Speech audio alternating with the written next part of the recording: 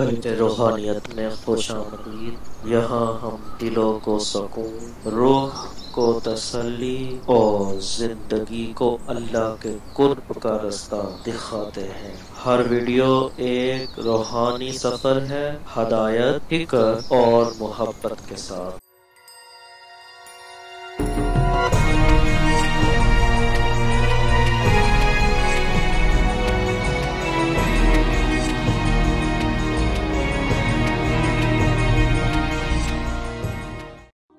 اللہ کے حضور دعا کرو، التجا کرو اور اللہ سے مدد مانگو۔ وہ بلاؤں کے رخ کو موڑ دے گا، وہ مصیبتوں کے رخ کو پلٹ دے گا تمہاری جانب۔ لیکن جب تم یہ مزاج نہیں رکھو گے تو مصیبتوں پر مصیبتیں آتی رہیں گی۔ حضرت موسیٰ علیہ السلام کے پیٹ میں درد کا احساس ہوتا ہے تو کوہ طور پہ چلے گئے۔ کیسے جلیل القدر نبی تھے، اللہ سے ڈائریکٹ رابطے تھے، اور جا کے کہا مالک میرے پیٹ میں درد ہو رہا ہے۔ اللہ اکبر۔ گھر کے نجی معاملے بھی رب سے ڈسکس کرتے تھے، اور کوئی جو ہے وہ ایسی چیز ہوتی وہ بھی رب سے ہی عرض کرتے تھے۔ کہا میرے مالک میرے پیٹ میں درد کا احساس ہو رہا ہے، دوائی کی پوری لینی ہے، تو وہ بھی جا کے کوہ طور سے رب سے ہی لیتے تھے۔ تو اللہ تعالیٰ فرمایا فلان جنگل میں چلے جاؤ، وہاں اس شکل کے پتوں کی ایک بوٹی ہے، اس کو توڑو نچوڑو، اس کا پانی پیو، تمہیں شفا مل جائے گی۔ حضرت موسیٰ علیہ السلام گئے اور جا کے بوٹی کو توڑا نچوڑا، پانی پیا، شفا ہو گئی۔ کچھ عرصہ بیتا، دوبارہ اسی طرح کا درد جاگا۔ اب نسخہ تو ذہن میں تھا، کوہ طور پہ نہ گئے، اس جنگل میں چلے گئے اور جا کے بوٹی کو توڑا، اس کے پتے نچوڑے، پانی نکالا، پیا، لیکن درد اور زیادہ بڑھ جاتا۔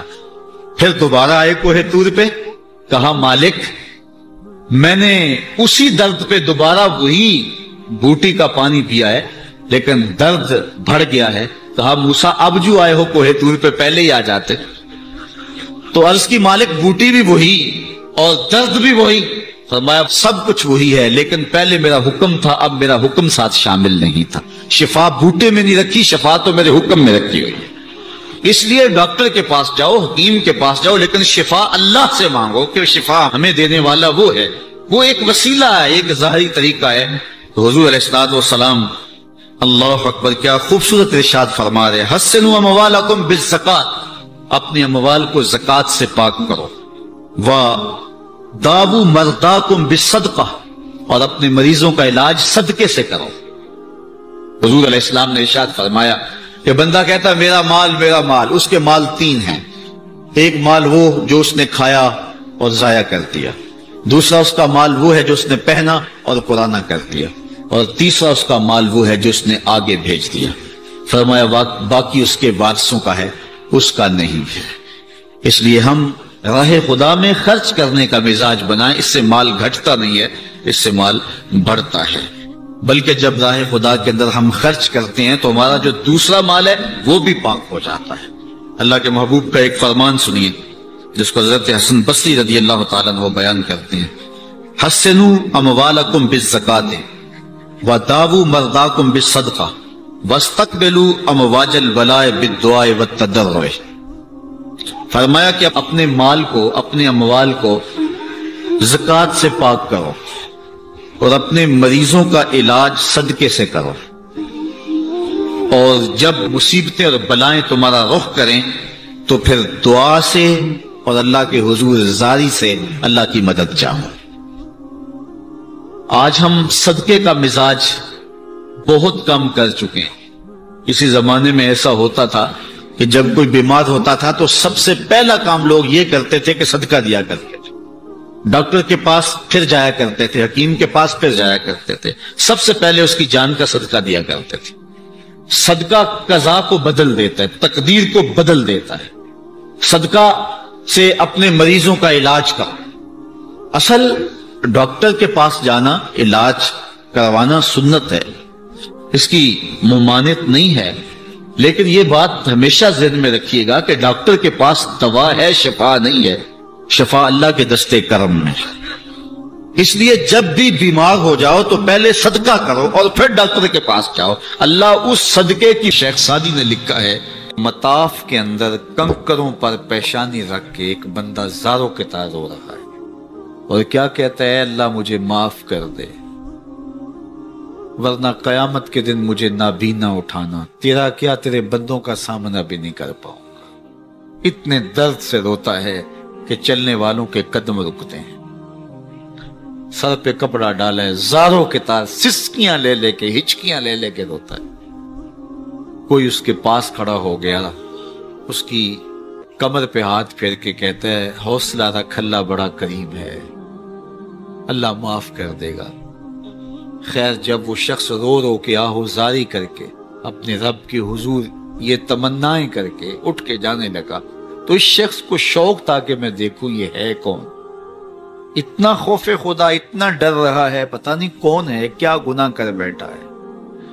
لیکن جب اس صاحب نے سر اٹھایا تو اس کی چیخ نکل گئی، فائزہ ہوا شیخ عبد القادر جیلانی. تو یہ زاروں کے تار رونے والا شیخ عبد القادر جیلانی تھا. ساری زندگی خدمت خلق میں بسر ہوئی، اللہ کے حکام بجا لاتے ہوئے، لیکن خوف خدا، خشیت الہی کا عالم ہے. حضرت جنید بغدادی کے پیر ہیں حضرت سری سکتی رضی اللہ تعالیٰ کو، رشتے میں ماموں بھی لگتے ہیں. تو حضرت جنید بغدادی کو حضرت سری سکتی رضی اللہ تعالیٰ عنہ نے ایک دن وصیت کی. حضرت جنید کہتے ہیں میرے پاؤں تلے سے زمین سرکنے لگے. فرمانے لگے بیٹا جب میں مر جاؤں تو میری قبر بغداد سے باہر بنانا. میں نے پوچھا حضرت کیوں؟ لوگ تو بغداد میں دفن ہونے کو ترستے ہیں.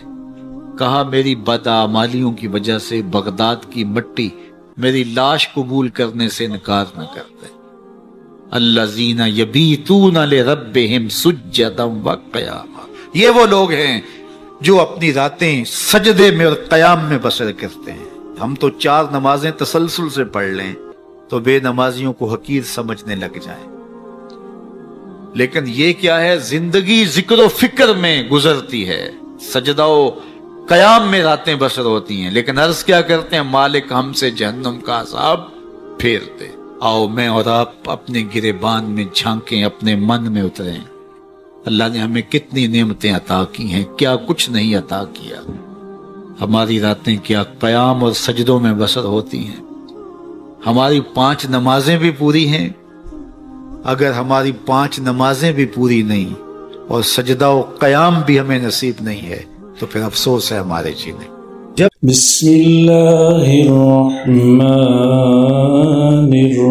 الرحیم. تبارك الذي بيده الملك وهو على كل شيء قدير. الذي خلق الموت والحياة ليبلوكم أيكم أحسن عملا وهو العزيز الغفور. الذي خلق 7 سماوات طباقا ما ترى في خلق الرحمن من تفاوت فارجع البصر هل ترى من فطور ثم ارجع البصر كرتين ينقلب إليك البصر خاسئا وهو حسير.